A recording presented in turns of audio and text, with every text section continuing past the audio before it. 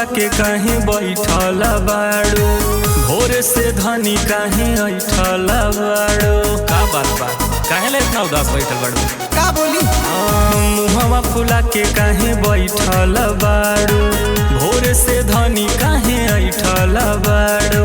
ला सुना सुनावा। कैसे कहीं दिल के कहानियां राजा, कैसे कहीं दिल के कहानियां राजा।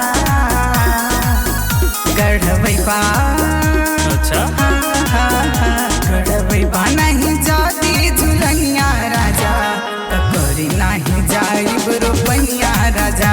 गढ़वई बा नहीं जाती झुलनिया राजा, करी नहीं जाइब रोपनिया राजा। हमसे कुल ना होई तो न करबू तो के करी बोला? अपन मजूर उजूर लगवा के करवाला।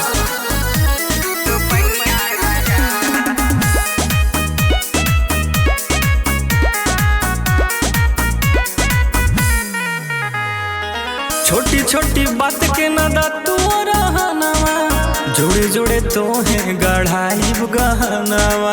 अरे तार गहना फूक दे ऐसन गहना के चर्चा। अरे गुस्सा थूक दा। 1 साल हो गई लवले का बनवा, तब नहीं हम पे मोहैला सजनवा। मारली ताना जेठनिया राजा, मारली ताना जेठनिया राजा। गढ़वई बा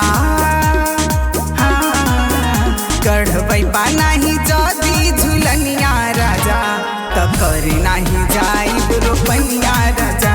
गढ़वई बा नहीं जाती झुलनिया राजा, तब करे नहीं जाइब रोपनिया राजा।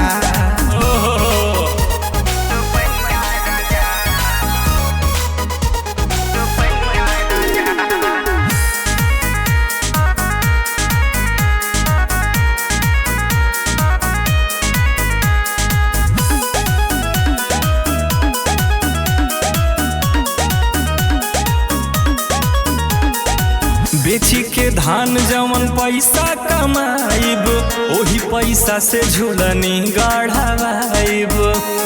चला हमके 1 साल से तू मूर्खा बनावत हो खाली। केतनो बोलबा तोहरा बात में न आइब, भैया के बुला के अपना नैहर चल जाइब। क्या बात है? देहब ना तोहे खाना पनिया राजा, देहब ना तोहे खाना पनिया राजा। गढ़वई बा गढ़वई बा नहीं जाती झुलनिया राजा, करी नहीं जाइब रोपनिया राजा। गढ़वई बा नहीं जाती झुलनिया राजा, करी नहीं जाइब रोपनिया राजा।